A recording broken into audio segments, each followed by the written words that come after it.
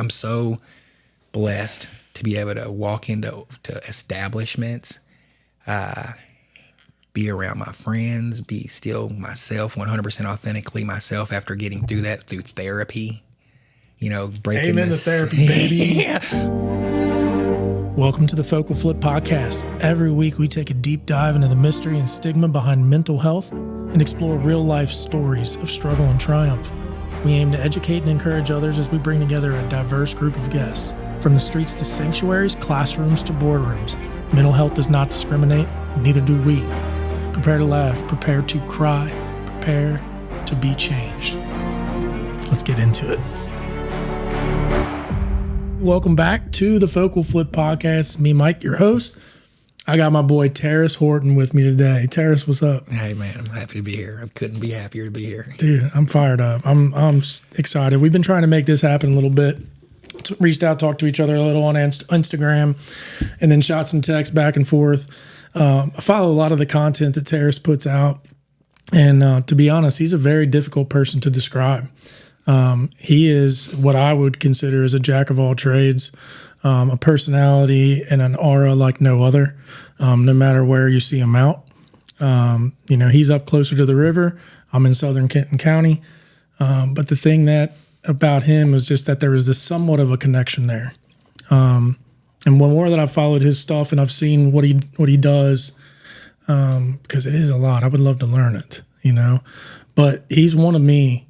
He's one of us. He's had his struggles in life as well. And the beautiful thing about it is he's openly speaking about it, and he advocates for positivity, good, wholesome upbringing, stuff like that. And it's things that I'm passionate about. And we started having this conversation before we even started recording, and I'm like, wow, I can't get over how similar we are. Yeah. I'm like, gosh, we share the same mission. We share the same passion. So thank you for coming out here, Tarris. I appreciate you having me, man. This is going to be special I hope it touches some people. If it touches just one, I think we're doing our job. Thank you, man. I agree with that. I literally think one person too. Say it all the time.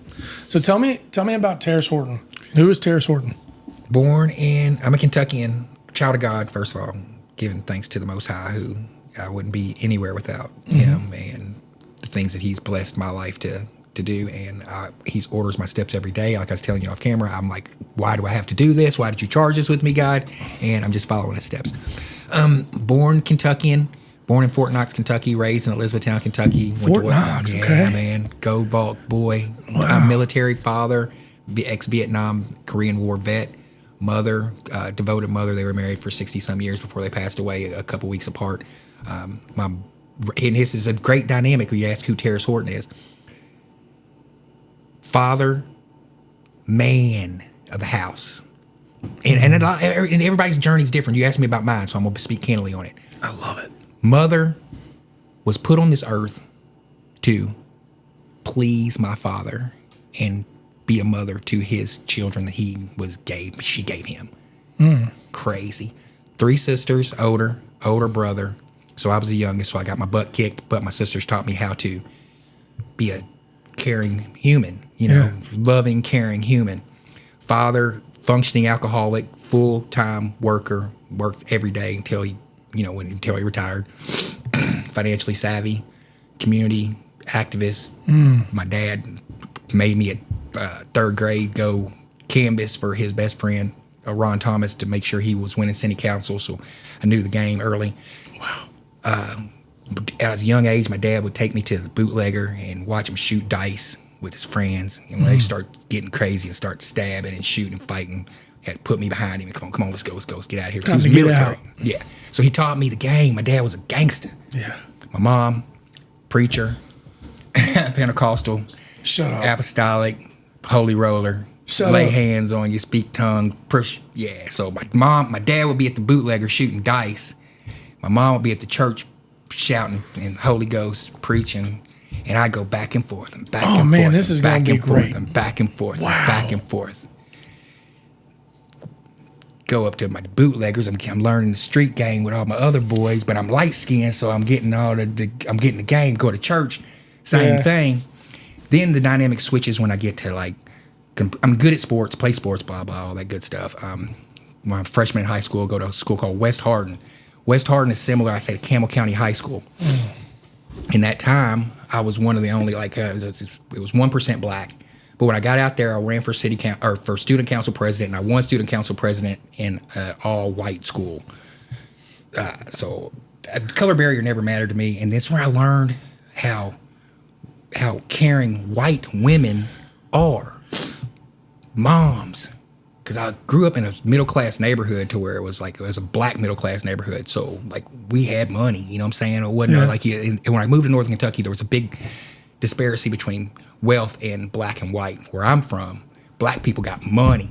So, some white dude come to me, on some racist stuff. We like, man, go over with your buddies. We're gonna go over here and go play Atari, and I mean, so the disparity was different. So you're asking me about myself, okay? So that's how I got to where I was at, and then when I learned about how I'm gonna plug this real quick. Keep talking. I learned about how white. Hold that thought, Tarris.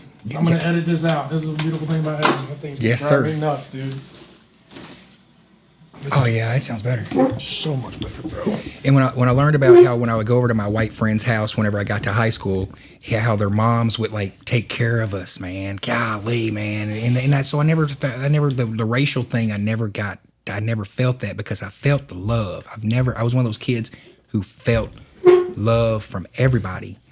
I mean, it was everywhere I went, I was loved. You know what I'm saying? I had love at church. I had love in the streets. I had love because I was raised around it. It wasn't like in my community. They couldn't be like, oh, who's this newcomer? Because I've been in the streets ever since I was a kid. I've been in church ever since I was a kid. Played sports ever since I was a kid. Wow. Okay, here's this is in the trenches, just back and forth. This is what makes the thing different and what makes Tarris Horton who I am. I was encouraged. Ooh. I was never told by my parents, no, don't stop, no, put that in. No, give me. It was, oh yeah, you can do that. Let's figure out how you do it. Oh, you want to do? Oh, let's figure out how you do it. You like music? Fantastic. You like music? Oh, play this. Oh, that sounds good. Hercules. Oh, you can play sports? Oh yeah, let's do this. Oh yeah. And plus, I was the youngest of 5 kids, so I've got my sisters and brothers. And my brother kicking my butt. Man. I'm talking about if I get out of line, my brother is kicking my butt, making me strong. So that's Tarris Horton then I went to Cayman, started making music and going to college, but that's who makes me who I am today. I love it, man. I absolutely love it. Yeah. So we've been having some conversations beforehand when I sent you a text and was like, hey, what are some hot topics? Because I feel like with our kind of the vibe that we have, we'll be able to talk about everything and anything. Yeah. And I thought your response was super fascinating, and it was interesting, and it was encouraging. So, you mind touching on what that? I can't remember all of it. Remember what it was? I can't remember it exactly. I'll bring it up right now, man. Look. So, this is what I sent Tarris. No, that's right here at the top of my text here. All right. Any hot topics come to mind for you right now? Nothing's off limits when it comes to these combos, so feel free. And I said fake racism. The fake racism narrative, the mainstream media trying to push and promote anything God, family, and country is what I said. That's exactly what he said back. I said address the fake racism narrative that the mainstream media is trying to push. I want to promote God, family, and country. Oh, that's real, boy. Bro, it's 100% real. I felt it when you said. That's why my response back was "Let's go" with a bunch of O's and exclamation points. And then he also put after that he wants to talk about his commitment and sacrifice that it takes to accomplish goals and living alcohol free. Mm-hmm. And that's the thing. We have 30 minutes today, 35 minutes today, and there's so much that we could cover with Tarris. Thank you for everything that you do and just being outspoken and actually being genuine and caring. Yes, appreciate that. And saying yes to the mission that God's given you. Yeah. That's the thing. And then not quitting. So when it comes to these, when you hit me right away with fake racism narrative, I'm like, oh my goodness, let's chat about it. Yeah. And it won't take long to hit that now. Yeah. So it's like, I'm curious about it because even like I had my boy Mike on here before, like when he had first moved down here, and it's like predominantly white in some of the southern areas and whatnot. And we talked about how kind of like you can feel through Facebook and stuff, this like racial tension and whatnot. And then the more that I've been reading and studying, and I'm like, dude, everybody, we all love one another. Yeah. We all work and fight one another. Yeah. Like we don't hate one another. And like I just kept like looking at this stuff, and I'm like, it's something that's been in my mind where I'm just like, gosh, how do we fix this thing? And then you send the text saying fake racism narrative. I'm intrigued. I'm ready to hear it. The racism, I think, I don't know if it'll ever be fixed, but I do believe that the people are becoming more smart to understand, and I believe that the mainstream media pushed it.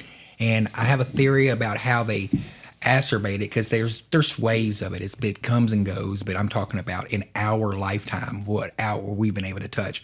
Because I was an experience of a neighborhood, like I was talking about, touched a little bit earlier, and this is quick. Middle-class neighborhood where Vietnam veterans got together, black, white, Mexican, Korean. Everybody was all the same Vietnam veterans. They fought in the wars together, so they came back and they wanted to raise their kids in a utopia where racism didn't exist. And this was in the 70s. So we're all coming up and the racism doesn't exist, and we're all getting there. And then we get to the point to where, and I'm going to blame some white guys when it comes, I'm talking about my friends my age in the 50s, when it comes to the time to really equality to start happening. But instead of when you're getting in these board meetings and you're not promoting Tarris Horton, you're promoting your buddy who's a screw up, who you want to help out, nepotism. That's when that comes in. So then here comes the Democrats come in here with, we got a plan, because it was supposed to be Hillary Clinton. This is when I learned about it. It was supposed to be Hillary Clinton, because Hillary Clinton was the next apparent heir, and we all got behind her. I know I got behind her. And then here comes Barack Obama. And then whenever Barack Obama came, and I was like, who's this Barack Obama guy? And then Hillary Clinton's ugly face reared up, and she's like, he's not even from here. He's born in Hawaii. Barry Sotora, his is this guy who's not even from here. And they're trying to, and then, so everybody tries to blame Trump, but it was Hillary Clinton who started the birther thing. It was her who first said that? Who first said that. You can look it up, fact check, or whatever. So then, that's awesome. I want to hear it, yeah. So whenever Barack beat Hillary Clinton and they put it in blackface, they won. Because Barack Obama is not black. He's African American, and they started bringing this African American narrative in with Jesse Jackson. Whenever he started saying it, like in the 80s, with Trump backed his campaign in 84 and 88, Trump backed Jesse Jackson's black campaign. So this racism thing, I'm like, what the hell? It's weird, ain't it? It's crazy weird. So when you get to Jesse Jackson, and then you get to Jesse Jackson pushing the African American narrative with the Democratic Party, they've got Barry Sotora waiting, going through all this thing, because they got him in the rank, because he's going through this stuff when his stepdad, whatever, he's in Indonesia learning this stuff. They bring Barack Obama and they put him in blackface, and they put him in mainstream media, and he's an elegant speaker, and he gets everybody energized. You can't tell me one person that wasn't energized by Barack Obama. He was a great speaker. And this was before social media. So mainstream media still had the hold on everybody, so they could say whatever they wanted to. So they passed Barack Obama off as black, and then so the black, because you can go back to the history of people getting elected, you have to have the black vote to get elected. Except very rare occasions like Ronald Reagan and this time, Donald Trump won tremendously. But that's where the racism comes from, in my opinion, to where we are modern day now. Now I hate to say we're woke. Now they can't pass that stuff. And if they're going to keep trying, we're going to keep still kicking their butt and exposing them. Kamala Harris, they try to put her up as black. What at black grassroots, not mainstream media. Mainstream media will shame you if you say Kamala Harris isn't black. But they'll say one drop rule. Okay, we're going to go find her one drop, because I got to say it. I was on my morning tea on TikTok, and I was going off, and I saw Candace Owens pop on, and I was like, what? No, this was my Instagram. I was like, what? Candace Owens watches my stuff? And then when Candace Owens took that, when they talk about Janet Jackson, and they was like, Janet Jackson, Kamala Harris ain't black. And Candace Owens started deep diving and started getting into her birth certificates and finding out that Kamala Harris wasn't black. And then they started backpedaling. I was like, we got them. We got them. So now here we are with this racism thing, and they can't pass the fake black stuff off on us anymore. They have completely decimated the Urban League and the Bootlegging and the Steve Harveys and the Ricky Smileys and all these pundits who have control of the media, the mainstream media. We kicked them in the butt. So now what are they going to do with the racism? I don't know, because they got us with the Black Lives Matter stuff, and they're going to try it again. They're doing it again with this case in New York where the Strangler dude and the Black Lives Matter lady was on there talking about, oh, we gonna need to riot. We need to burn some stuff down. I saw her yesterday on there. Don't fall for it. Don't fall for it. Don't fall for it. Don't fall for it. The DA overcharged this guy because he wanted to have a political grandstand for himself. So we gotta, how are we gonna fight this racism thing? I think it was a question. Yeah, like By saying, okay, mainstream media, we see what you're doing. You're playing checkers. Now we're playing chess. Let's go. So that's let's go. So all right. I know that was a lot, man. No, it's great. It's not a lot. It's perfect. So they feed us the narrative. My question is, I think the thing that I struggle with the most with the Tarris, because I agree with you in so many ways, and I still think, the racism thing exists. I definitely agree with you that it's pushed. My question is, though, and I guess the part that I don't understand is why they push it. For division, because division sells.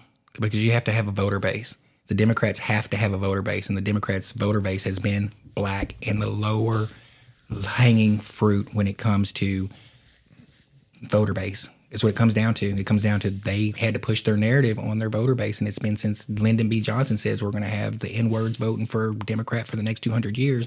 Then they started pushing the whole narrative. It's just been that way. And now there's grassroots blacks that are saying, hey, what have you done? The Democratic Party's done for black people and the pushing. Because when has it been America has been good for black people? In the 1920s. Whenever the black family was together still, and the black family was outperforming every demographic, because you had the black family, and we were like, oh, we don't need it. All we need is our own land. We had our own airplanes, our own airports, our own hospitals, our own everything, and then they destroy us mentally, taking the fathers out of the home. Golly, man, parental alienated us out. Feeding us BET and twerking and all that kind of stuff, and then whenever we try to stand up against this, they call the ones who stand against us Uncle Toms. And then I'm talking about the black side. And when you got on the white side, you got the people who are complaining about the birth rate not going high enough on the white side, and gonna get overtaken. The majority, you're gonna lose the majority in about 2030, and instead of just letting God work His thing, do His thing. Y'all trying to do everything you can to be evil to try to ban abortion, which I don't agree with. But when you start playing with other people's rights, which you're trying to hurt black people with, because Margaret Sanger, she did that to eugenics to hurt black people, to put Planned Parenthood in black neighborhoods, because she said that black people were inferior race, and then that's why I was like, Hillary Clinton, hell no. When she's like, oh, Margaret Sanger's one of my heroes, I was like, she's a bitch. Listen to you, Tarris. Yeah, I mean, wow. I never really thought of that perspective of the fact that Hillary was bashing Barack at first. Yeah. Till he won. And then they flipped everything like, oh, Trump, orange man bad. Yeah. But we do have, but I do believe that we have an ability to flip things now that we have completely shown. But I don't think they've learned yet. They haven't said uncle. They haven't said mercy. They haven't said, okay, you got us. Yeah, they haven't. They're still They're still pushing it. Why? I know. It's up. Up like a mom. It's up. And I told I'm in a think tank group with probably about 10,000 of me's. Mm-hmm. And we roam around underground grassroots areas like TikTok. We lurk around TikTok groups and YouTube things. There's some very influential people who sit around behind the scenes. I'm like, it was my turn to speak. I was like, what we got to do now? Go after the LGBTQ community? We've completely flipped the numbers on the black vote. So they'll never vote Democrat again the way they voted for Democrat ever again. I don't think so either. If we go for the LGBTQ community and show the LGBTQ community how these elitists are just using them for their vote as well, but I don't think they'll be able to take their allegiance because they have gotten their laws passed through them. Pawns in the game. So, I mean, pawns in the game. So, but I would just say, hey, if that's going to be your party, go with it. but don't try to come attacking us. Don't try to. Yes, I agree with you so much. That was the thing where I felt like we were being like, I was almost not comfortable with saying that, I even liked Trump because of me starting my business. And that's who like I preferred by far compared to what he was running against. Yeah. But the thing that kept frustrating me was, we're being painted as this like bad people and fascists and Hitler stuff. And like, if you came and met some of the people, you'd realize it's all love. Yeah. Like you were talking about white women and white moms and stuff before and how much you learned and you've grown and gained respect for them. Oh my gosh. Dude, on this side, we're every color. Yeah. And they try to paint it like, and I don't argue with them. And we're not extreme. They're not extreme. Yeah. You and I could sit here and have conversations openly. I could have somebody right here who believes completely different than me. And I would namaste, say, I love you to death. Mm-hmm. We sit down, have a conversation, find a problem, come up with solutions together and go through. Why? Because we all bleed red. And we all got one of these. Yeah. So it's just, funny you were saying, what's going on, not to say the subject, but what's going on in Independence? When I was driving up through here, all that construction, the first watch, and there's what in the world? You ready? I'll fill you in. They're about to turn into a whole nother city. Buddy. So we have the city of Independence, the third largest landmass in the state of Kentucky. Okay. And we're sitting at like 29,000 in population. So you're sitting at like 4,000 behind Florence, right? So Gary Holland came in and got a great section there in Nicholson and is bringing us First Watch. Seen it. Barleycorn's Brew House. There's a Spear Ridge Cafe. There's an event center that's coming there.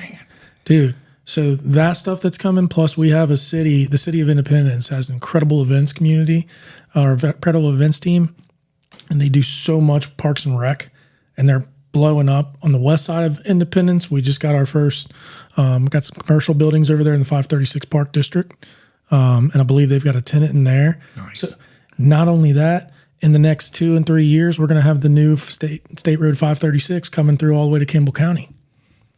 That's wild. Yeah. Yeah. So, you know me and I know you, and we have missions. Yeah. We're trying to get in front of that before that growth happens so we can establish ground. Yes. And teach everybody. And teach the truth. Yeah. That's right, man. That is pretty awesome, because I was driving up, and what made me think about that is whenever I was driving up Peacock's. Is that Peacock's right there on the corner? Yeah, the bird. The bird. He's a conservative guy, and because the first time I got involved in the Republican Party of Kenton County, Republican Party, which I'm sad that I have to leave, but I live in Campbell County now. But the Kenton County Republican Party, if anybody has any interest in getting involved in politics and you live in Kenton County, the Kenton County Republican Party is a good place to start. You can really learn what's going on in politics, because you don't have to be one of these people who just Facebook debate, and you can really get involved. There's volunteer opportunities. There's precinct chair opportunities where you can really get involved. So when I first went there, it was at Peacock's, and it wasn't the Republican men who scared me off. It was the Kenton County women's Republicans who welcomed me in. It's crazy. Focal flip, y'all. It was when I got there. It was my upbringing. I remember when I was in high school, how my friend Chad Sarver's mom loved me, brought me in the house, and I was the first black person in their family, in their home, and they treated me just like, we don't think like that. Who told you that kind of stuff? No. This is how we are. And they have food. Oh, you ain't never had. Oh, and vice versa. Chad Sarver was the first. I was the first black family house he's been into, and it's been that way my entire life. So I went in there. I can tell the white guys, the Republican, Kenton County Republican guys, looking at me kind of funny. But here comes Karen Campbell, come loving on me. Here, you want this alcohol? I was like, no, ma'am, I don't drink. She's like, good. And right from then we clicked. And then I think it was Kim Mosier, and then all these ladies were coming up to me and making me feel really, really welcome. And I knew right then, I was like, it's nothing like they said they were. So I'm just saying that if you're in Kenton County, because I know this is a Kenton County podcast, and you need a place to volunteer and get involved in politics, this is a great place to start. Dude, appreciate that. Yeah, we're based here, buddy, but we're all Northern Kentucky, man. Yeah. We blend it all together. So with that connect. So that makes me curious though. So you've had that kind of that relationship with those Republican white women, those conservative white women, those leaders. Why were the men not taken? Like why? How come you weren't? What was it about them that made it so different? Because it was then and now still. We're men. We're competitive, and we're out on a baseball field. We're on a basketball field. We don't care what color we are. We just want to win, right? Mm-hmm. In the corporate world too, that's kind of same world. And then whenever somebody like myself that comes in, it's kind of pedestrious and unorthodox in my style, but my results are impeccable. Yeah, and you get a white man in there that's kind of skating through, and I come through, and I'm like, why are you moving so slow, my guy? And then they get intimidated, and they want to throw me down the bus. You know what I'm saying? So I have to move very cunningly with my emotions. I have to come through and play flipping dumb. God damn. It's the truth. And it's because I'm black and conservative. It drives me insane. If I was a liberal, good God, I'm the next Barack Obama. I'm telling you, with my intellect and the way I articulate words, I'm the next Barack Obama. Bro, if I'm a liberal, that's a fact. That's a fact. Buddy, you can speak 100%. I mean, you've been doing that on this showbiz radio stuff forever, man. Like, you're polished. But I can't go for it, man. I'll tell you, I went to a Democrat meeting dude, one time. Go for whatever you got to go for. You can get whatever you want, dude. I went to a Democratic meeting one time, and they started off with their pronouns, and I was like, and I went to a Republican meeting. They started off with the pledge and the prayer, and I was like, that's where I need to be, baby. I know where I need to be. I know where God's putting me. You know what I'm saying? So that's why I'm here where I'm at. And then with the sobriety thing, you know what I'm saying? There's more people who respect my sobriety on the conservative side than on the liberal side. I've had mostly people on the liberal side shame me for being, oh, you don't drink? What's wrong with you? Yeah, you don't drink? You don't, I mean, you know what I'm saying? On the conservative side, they're like, you don't drink? I was like, yeah, I had a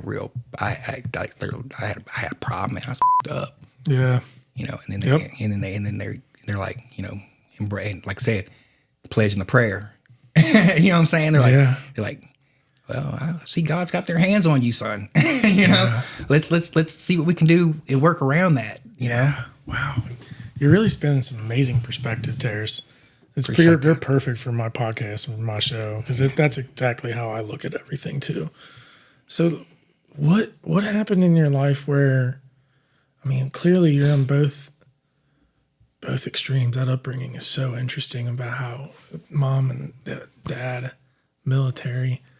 So when did alcoholism, or when did the alcohol start to like consume you? I mean, clearly you're a busy guy. My perception is like you have such energy, passion, very high intellect. So as you're like pushing forward and doing these things, where did the alcoholism come in?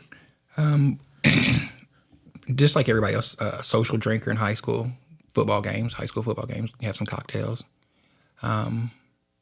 College, my brother went to Germany. He's 21. I went down to the Hardin County Courthouse and got me a fake ID in his name.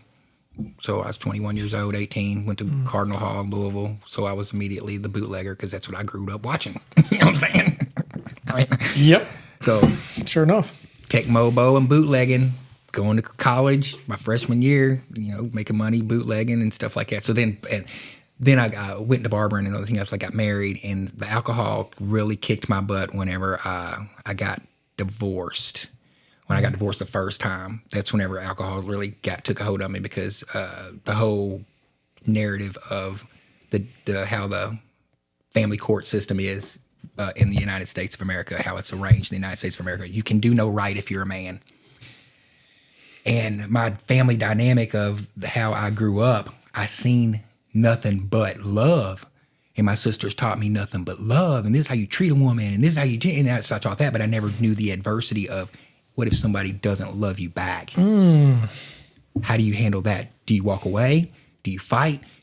I mean, so I never, you know, like when you're involved in an abusive relationship or on either side, because when you're drinking alcohol, I don't care who you are, you're abusive on either side. You know what I'm saying? If you're involved, not just saying drinking alcohol, if you're a responsible drinker, I'm not talking to you. If you're alcoholic, I'm talking to like I would. Yeah, like I am. There's a difference. You know what I'm saying? Yeah. So whenever I was feeling that abuse, I was like, well, you know, I didn't know how to deal with it, so I just drank it away. I drank it away. That song, I can't drink you away. I can't, I've had all. Yes, sir. I was trying to drink it, dog. And it clicked. I mean, you ain't never, you know, it's God right here. When I heard my son tell me that he couldn't play PlayStation because his stepdad was playing it, did something to my soul. I'm gonna say it again. When my son told me he couldn't play the PlayStation that I got him because his stepdad was playing it, it did something to my soul. And I drank. For functional alcoholic, going to work, handling business, kicking ass. Functional alcohol. Nobody even knew I was tore up except the people at the bar, where they carry me out every once in a while, get me home, and then they's like, "Oh, T, you fucked up last night, man. You gonna be back tonight?" Oh yeah, because it's the life of the party. Can sit down, we can watch Sports Center. I have the whole bar entertained because we've analyzing the whole game, and we know the games. We know it. We can sit down, talk sports. Me and my buddy Swiggles, we can talk sports all day long. I remember one time when I quit drinking because I abused alcohol and I went through all that stuff, but it was a functional thing. And then when I quit drinking, and I finally said I had enough, and I went to the hospital and went through the whole bout. And then when I got out, that was the hardest part. That was the hardest part. Whenever you found out who your friends really were not, you find out nobody's there for you. It's just yourself, and then you have to dig deep and you have to really get in that place. Because I was in that place in the hospital. Yes. You know, where you're facing death and life, and you got. It happened to me. They gave me Ativan, sent me through the roof, my guy, because I had tubes in my nose and IVs in me because I was in a bad way. Yeah. You know, I was in a bad way. Wow. And they gave me some Ativan because I couldn't sleep. And they said, and I was trying to get out of there because I needed sunlight. I know what heals me. I need sunlight. I can't be in that hospital.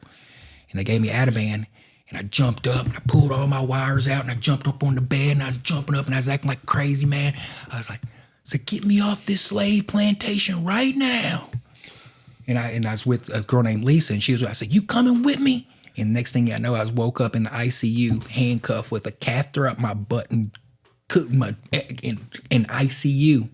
Wow. Because I wigged out. And I was there for like a day and a half, man. And then at that moment, I had in ICU, I had it was a revelation with God, and that it's like, it's how you want to live. Wow. You get another chance.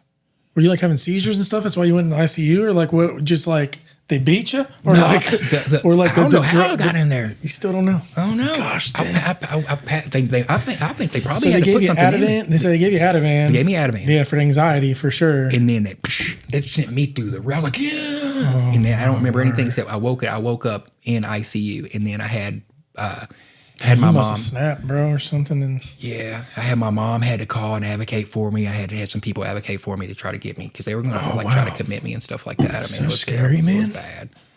You know, golly, how scared were you when you woke up? Like, I was like, where am I? And then I had something up my butt. I was like, that ain't cool. I was like, ah. No. And then I was like, nah, man. And then my mom, God bless her.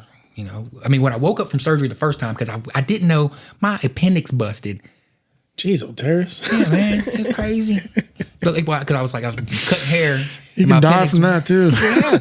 And then I get to the hospital and I'm like, I don't feel good, man. I just want to quit drinking. I don't feel good. And then next thing I know, I wake up and my mom's over top of me praying. You know, she praying in tongues for you and everything. That Pentecostal tongue prayer. And I'm waking up and I'm like, okay. What's going on?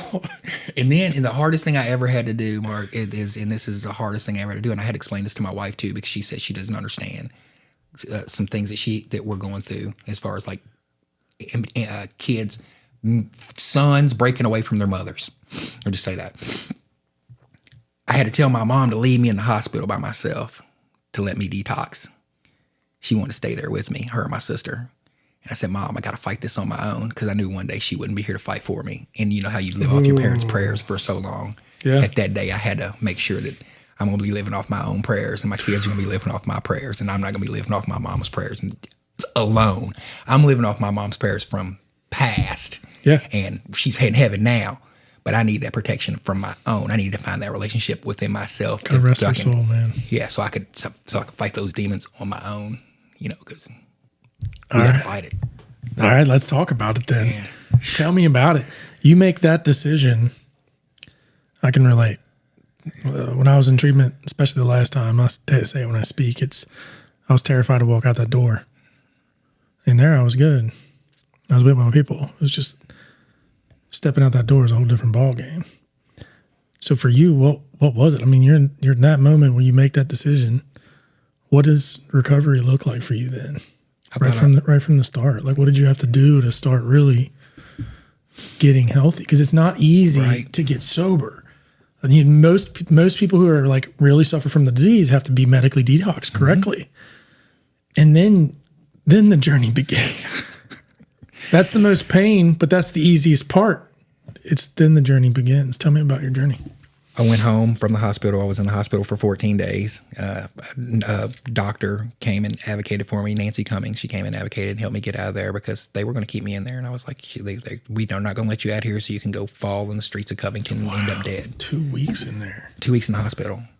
So when they let me out, because they said I had to eat and hold a meal down, and plus I'm born with some messed up stuff where I go there. And they had to eat and hold a meal down, and then they would let me go. So then they let me go, and I went home, and I was with a particular female, and I was just like, no, I need to go home. So I went home to my mom's house and slept in her prayer room for 2 weeks. No way. Yeah, man, gosh. And she came in. My mom would come in and rub my feet and sing prayer songs. Oh, dude, you just gave me chills. I swear it's happening. She'd come in there and she nursed me back to health. Walked me around a circle in my parents' cul-de-sac, took me to the park, walked me like I was a little kid. She got me back. Then when she dropped me back off into Covington, I tried to go back to work early, passed out at work. Shannon Smith, she's a city Covington commissioner, Shannon Smith, got me together. Ambulance came, took me. She sat there with me until I got myself together. So I knew I had one friend, Shannon. And then I called all my other friends. I was like, hey, man, I'm out. I'm out, man. I'm out. Wow. Let's hang out. Let's hang out. Wow. Crickets. And then when I did get with one of my friends, one of my best friends in life, first thing he did, what do you think he did, man? Ask you to drink? Asked me to drink. Tried to hand me a bottle. We're in the car, just him and I. We're rolling down the street together. We're rolling to one of my best friend's wedding, and I'm trying to, living the sober life. The hardest thing I ever got to do is go be in a wedding party with all my best friends. They're all going to be getting messed up, and I'm going to be the one sober. Cheers and water. Preach, man. We get in the car. And that is the feeling. He handled it, and he looks at me and said, hey, man, you want to hit this bottle? My heart sank.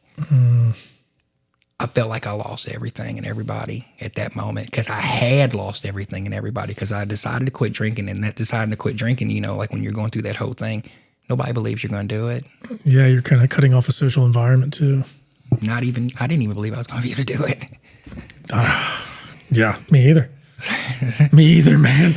I really did. I didn't think I was going to be able to do it either. So when you had, yeah, that's it. What was the feeling like for you? Like you said, like you were just destroyed. A lot of people don't understand that feeling of, now I'm fine. If people offer me a drink and stuff, I'm like, whatever. Yeah. But you're 100% right when it came to, I was offered drinks a lot, and a lot of people didn't know, but the ones that did, that still were like offering me, I was just sitting here like, this is wild. Like, and I joke about it now. It's still hard for me to make it through each day sometimes, but I joke about it now, because I'm like, if I put a drink in me right now, it's over. I'll be homeless in 3 days. Yeah, it's over. And I ain't picked up a drink in 4 years. I told my wife that. I said, if you ever see me drink alcohol, leave me. Oh, good for you. I said, I want you to leave me, sweetheart. Serious. I said, you leave me if you man. Yeah. It's that, I think, and it's that thing. It's like when we as men and as humans accept this thing, and we're getting healthy, and we know we've got to take this deep dive. And then we also have to know that we need to insert ourselves back into society, into our friend groups. Yeah.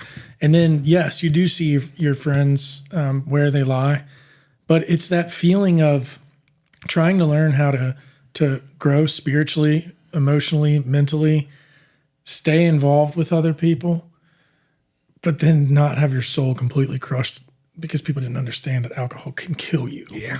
Oh, man. Like, it can kill me. And I don't think they mean ill will in asking and stuff, but it was like that first year was so hard. Like, all my friends like to go out and do stuff. Yeah. Like, and I coach basketball. What do you think we like? We like to drink a cocktail after a game, break down some film, or like, no matter where I was, I worked in sales. I drank. Like, I signed contracts doing that. It's just like dead to myself, you know? And another thing that got me that where I knew I beat it too is where I knew my soul was crushed from losing my friends is where I'm hanging out with my friend group and we're all together. It'd be about a year or something like that. And one of the wives said, "See, why can't you be like Tarris and quit drinking?" My friend never talked to me. I had not talked to that friend still to this day because his wife said that to him. Wow. That's how my friends kept I seen them falling off one by one, and I knew it.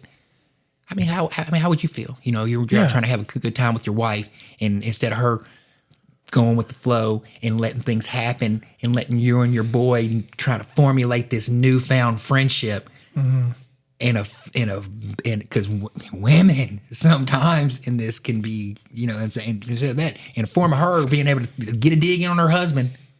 See, why don't you be like him? Man, I was like, you bitch. Talking to my friend like that. You know what I'm saying? I was like, oh, and then we ain't been friends since.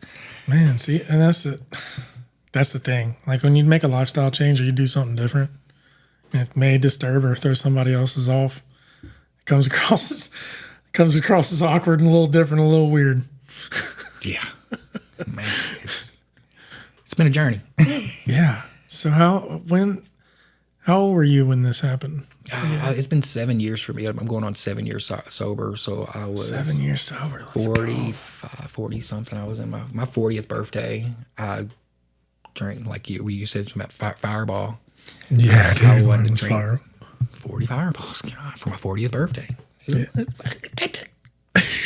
Come on, man.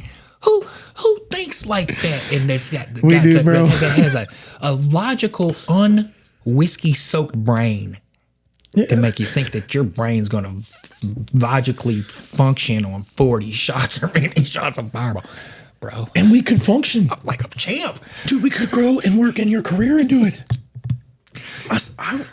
I can't. There's some stuff I can't say online. I used to go to Good Timers with 5 shots of Fireball in my pocket because Sue couldn't get them on my tab fast enough. We're in there watching the ball game and be busy in there. Me, bro.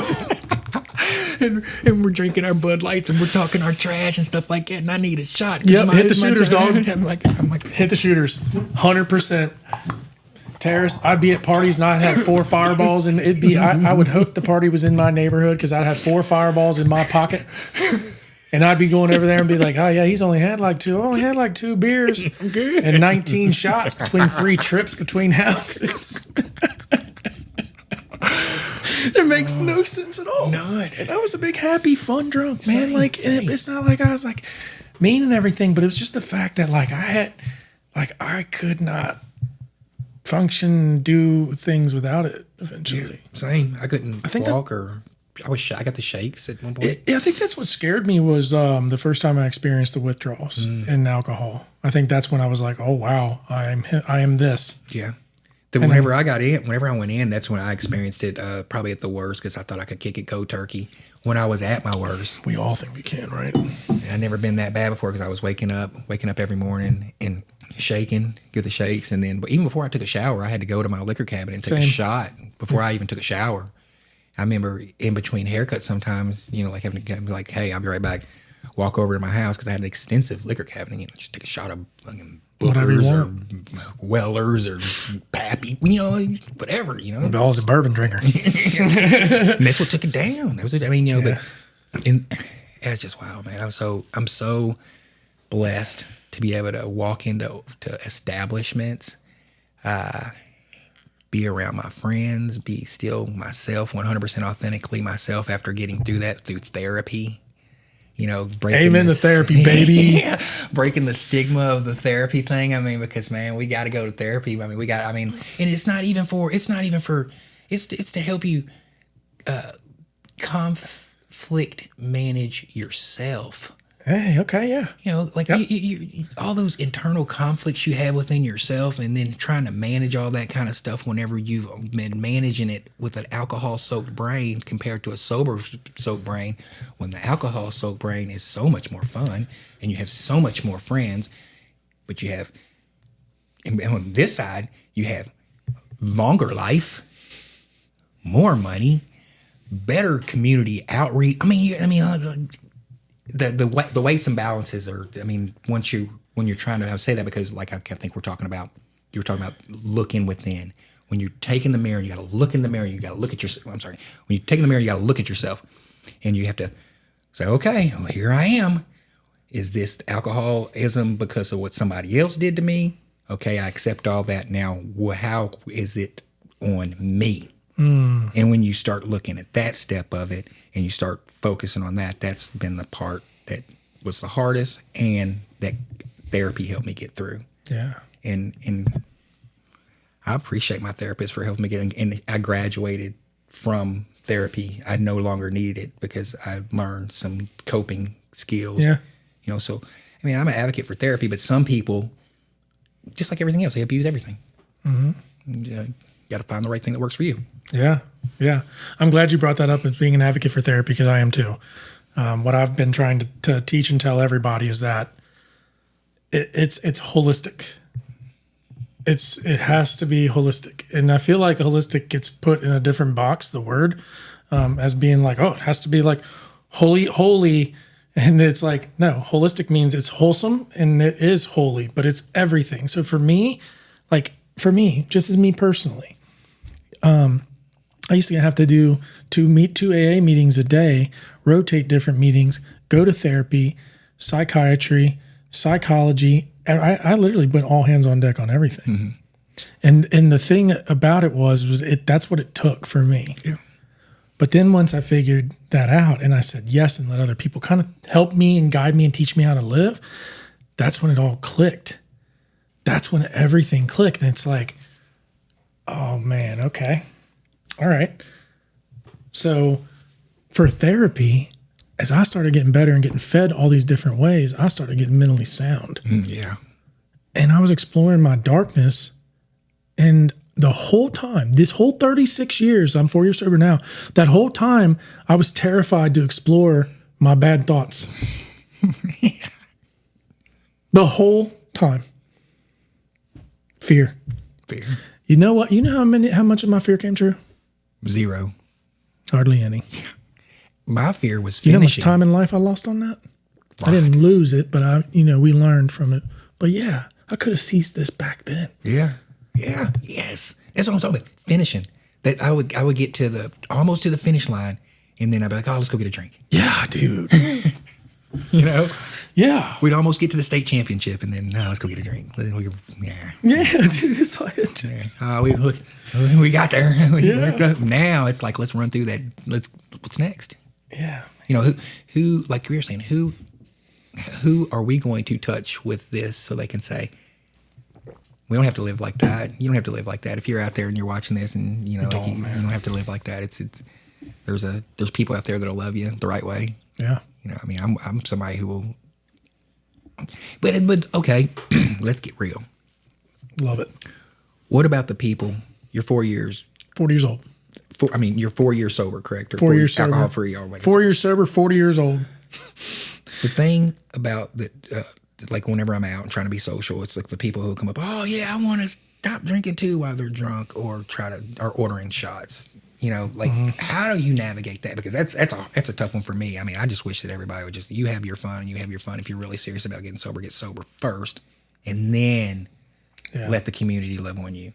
And when you're serious about it, because Yeah. How the man that cried wolf so many times. You come in, we like. I mean, I'm not that type because that's my. I'm not that. That's why I guess I can't be in AA because I don't love like that. I don't love like I don't let somebody play with my sobriety like that. You know what I'm saying? I don't let somebody come and tell me they're gonna try to get sober and then they don't. Yeah, that was my biggest struggle that first year too. Was like being all gung ho for it, and then seeing people go back out, and I felt like it wasn't taken as seriously. My approach and how I do that, because I know exactly what you're talking about. When it comes to those people and being in the environment, I just straight up love on them, and I use humor. And when I'm out and I see that, I actually look for the people who aren't drinking. And it's not to like, it's kind of weird. I'm a weird dude. I love everybody and I'll party all night long still, but I just don't put anything in me, you know? But like, I'll see somebody else and I just have this awareness of seeing someone else because there's always sober drivers everywhere too. And I'll just kind of pass it off to them and be like, you know, waters and sweet teas for us today, huh? Yeah. You know, like, or laugh and be like, because I get offered drinks everywhere I go. And I just use my common answer now, because I like humor, is if I drink that, I'll be homeless in 3 days. I like that. Y'all? You better tell them. That's what I'm saying. Like, and I'm cool with that. And it's like, now that person has the choice to accept that or not. Yeah. But I can't impose anything on them. Yeah. I can't. See, that's words of wisdom. Have the desire. And that's like in every program I've looked at, every one I've worked in, they got to have that desire and that willingness to do it. So it's okay. That's where I struggle too. And they keep falling off. When they fall off, I feel like that's where we give that thing to God. Yeah, there it is. That's where they have to experience grace and we provide them grace. You know what I'm saying? So for them at that time, that grace is going to probably be uncomfortable for them in their life. Yeah. But it's a part of the molding and the mending of what they're supposed to become. Yeah. They're just not in control of the time that it takes for that to happen. He is. So it's like, that's when it comes down to that self-will, God's will thing. And I think that's where I'm always like, sometimes I get in these situations where I feel like I should speak up and then I don't. And then I regret it like crazy. Yeah. And that's one thing I don't want to be anymore. It's like, I feel that now. Yeah. I'm so in tune with my spiritual side and with Christ that like, if it comes up, man, it's genuine and it's not malicious. And it's like, no, I love everyone because this all should be one massive team, no matter what. Yeah. None of this stuff discriminates. There's all kinds of different narratives. You want to get a label? Get a label. The question is, what do you do with that label? There's always something you can do. Yeah, I always like to say, like there's one of us in every family. Bro. And if somebody would have gave up on one of us, you know, but that's where I struggle. I know I struggle in that aspect. If I see someone playing with sobriety, I struggle. Bothers you, don't it? It bothers me. I'm like, how not how difficult, but don't come over here playing like that, man. It's like, don't, because you might really hurt somebody that's really wanting to really, they might think that that's the way you do it. It's very dear to us, man. Yeah. The way I'm looking whatever camera in the eye. You know how you quit drinking? You quit drinking. Oh. And you don't put it to your lips and you don't care who it affects because you're killing yourself. Every bit of alcohol you put in your body, you're killing yourself. It's not, you find one good thing from alcohol. You think you give me one good thing and I can give you a million things that'll take it away. Gosh, that's so true. So true. This has been awesome, Tarris. Yeah, man, this has been refreshing. Yeah, it really has. It's been sobering in itself. And that's the thing is like everybody's got it inside them. You know it? Even if they're not alcoholics and addicts, and they've got those inner conflicts, they can seize everything they want. Yeah. It's all right in here. But when it comes down to trying to find that spiritual side, man, you got to get your mind right. Yeah, man. Yeah. You know what I'm saying? You don't get your mind right, you can't. And here's just like you said, if you don't put it in you, you're good. That's it. Quit drinking. Just don't drink. If you struggle with not putting it in you, if that's the problem, like, how do I not put it in me? Contact us. Yeah. Yeah, yes. That's what, and we can, it's easy. It's easy as going, for real, this is super easy. You can just go to ChatGPT and say, ChatGPT, come up with a formula for me to effectively quit drinking because I like to go to this place and these are my triggers and blah, blah, blah. ChatGPT will come up with a full plan for you. Or if you don't want to do that, call me and we'll talk about it. We'll have a 15-minute consultation. Yeah. I can ask him. I mean, as an alcoholic, I can ask you a few things. Who do you hang around? What do you do when you get off work? Environment. Okay. Tell me a little bit about when you first started drinking and how many drinks do you take, and be honest. Be honest. Please emphasize that. The honesty part of it. None of us are honest. They're not honest. Like you just said, I only had 2 drinks and 14 fireballs. Yeah, man, that's a fact. That's just constantly it, covering one or the other, checking the box. Like, hey, I'm gonna get this dude off my back for a little bit. Yeah. Like, hey, Ma, no, you think you're drinking too much? Nah, Ma, I'm good. I'm getting therapy tomorrow. Check that box. Yeah.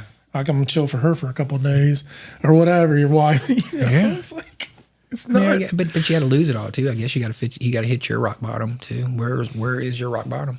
Yeah. When you stop digging. You ain't got to dig. Gosh. I mean, but I think there's a push that people I see studies that there's less and less people doing alcohol. That's the only thing that I know how to speak on, because that's the only thing that I've had a hold of my life is alcohol. So, yeah. But I see that there's a decline in alcohol. So that's good. It is, man. But keep the families. We got to move to our families and coaching and getting these kids back. That's what we're doing. It's all holistic, man. That's the thing. I had to go through all the different programs, and I employ all of them together because it's a life. It's a blend. It's a balance, man. So, Tarris, any final words you have? I'm grateful. This has been an awesome conversation, man. Yeah, man. This is thanks for having me on, and I'm dead serious about if anybody wants to reach out and is serious about being sober or getting involved into politics. I'm actively looking for people in Campbell County to do some grassroots political stuff for underheard and shamed conservatism on, like a prime example, on Northern Kentucky University campus, there's a particular group of students who are black and conservative, but they get shamed whenever they go on campus for speaking, or they're conservatives, or if they were to wear a Trump hat, or if they were to wear anything conservative, they would be shamed and ousted amongst their group. We want to bring awareness. Are you serious? Absolutely. And Indians. Right here? At NKU. So we're and I'm working on getting a board. I've got a teacher, and this is some real stuff. I got a legislator, a House legislator, a professor at NKU, a president of a fraternity at NKU, and myself, an alumni. We're going to put together something like they need to have, because they just got rid of DEI, and everybody was talking about, they're getting rid of DEI at NKU. Good. Get it out of here. Yeah, you need DEI. So we're to how is it diversity and inclusion if you don't feel, is it diversity and inclusion only if you feel like you have a liberal voice? What about the conservative voice? What about us? Are we able to be, is our diversity and voice included or not? So that's the next thing that I'm working on. So if anybody has any aspirations in getting into the political realm in Campbell County, actively looking for some people to get involved in that, thank you for having me on your program, and I will come back anytime. We can talk about anything, anytime. I love it. I am so pumped. How can people get a hold of you? Ask Tarris Horton at gmail.com. Yeah, or you could, or ask tarrishorton.com. But if you really want to follow my programming, patreon.com. Okay. I have a Patreon. I've got about 80 Patreons, and then you get the raw, uncut, unedited, unfiltered content from me. It's free to join the membership. I make mixtapes. I do a lot of content. It's on Patreon. It's Ask Tarris Horton. Patreon is a new app that you can download it on your phone, and it's and I've been doing it for 5 years. I'm going on my 5th year doing Patreon, so I've been kind of slowly figuring it out. I do decent on it. You know what I'm saying? Yeah, it's awesome. So I love it. When you come back, can we talk more about like kind of your like technical and your like kind of just that whole side of how you're able to do, how your work-life balance is something we didn't get to touch on today, is how you're able to do that. Yeah. I can tell you in a minute. If you think about how do you stay, the drive and the motivation to push through this as being a content creator is very hard. It's hard. It's so hard. But if you start off, we talked about how I first started off at NKU, and I had to watch every single second of every single video reel get created. And now I can cut that time down. That 60 minutes that I had to watch in real time, I can cut down into less than 60 seconds and have it in my hand in a device that I can drop to my Mac if I want to edit on here, or I have a device on here where I can edit all my content, or drop it in there, or chat GPT. Hey, I want you to do Opus clip and chat GPT. And I'm all I gotta do is schedule the post if I want to, and I keep moving, and God keep giving me things to create and put out there. So that's how it flows. It's amazing. Too easy. Oh, no. I'm sorry. It's not too easy. It's not too easy. No. He's gonna tell you it's too easy because that's how he's built, y'all. He's not trying to prop himself up. That's just how he's built. That's how he's wired. That's how he moves. That's how he flows. And I'm telling you this because I've seen it. And before I even know, I knew the name Tarris Horton, but didn't know the face matched the name for the longest time. So I'd see him out at stuff and not realize that you were Tarris Horton. Yeah. So it took some other friends of being like, "No, that's Tarris. You know, check out some of his stuff." It was the switch too, the name switch, because I was T-Roy for a long time in college. I was T-Roy. I was Troy. Troy Horton up until I graduated from NKU, I was Troy Horton, T-Roy the country boy. And with Travis French and Josh User and all those, we were all, yeah, man. And then made the switch, and but I don't gotta stay humble. You're very humble, buddy. This is just our motivational grind. Yeah, that's all it is. It's our passion towards the mission. Yes, it's the mission field. We're vessels that are full. They gotta come out. Yeah. Stuff has to come out. It's a full vessel, and we fill it up whenever something comes out. We're filling it right back up. You know. And he orchestrates all of it. At least that's been my experience. Mine too, man. So, all right. I love you, bro. Love you too, man. Appreciate it. See you. Appreciate you for having me. Okay. You ready to wrap this thing up? If you like Focal Flips videos, my dad's videos, go to YouTube, Spotify, and Apple, and like and subscribe to be updated. I love it.